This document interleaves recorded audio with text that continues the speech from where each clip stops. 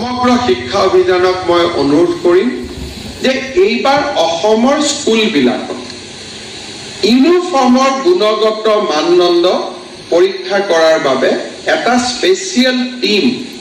প্ৰত্যেকখন স্কুলত যাব লাগে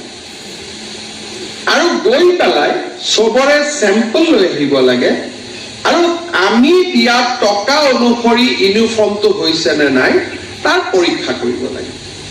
আৰু যিসকলৰ হোৱা নাই প্ৰথমবাৰ তেওঁলোকক সাৱধান মানি দ্বিতীয়বাৰ আমি যেনেকে যে বাকি সকলৰ লগত কথা বতৰা পাতো আমি তেনেকে পাতিব লাগিব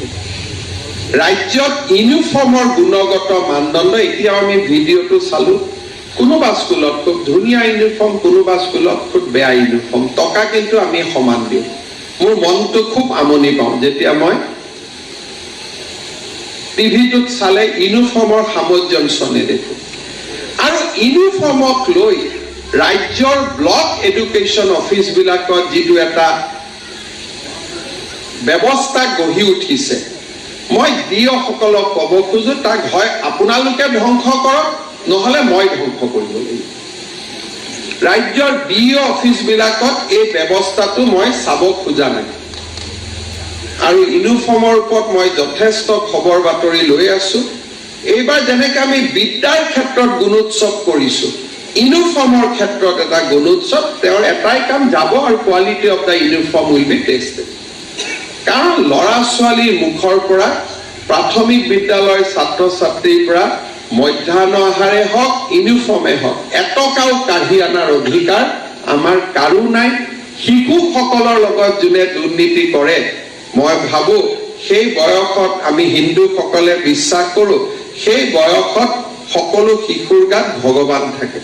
আৰু ভগৱানকে যদি আমি ঠগাই দিওঁ আমিনো মানুহ কিহৰ কাৰণে থাকিম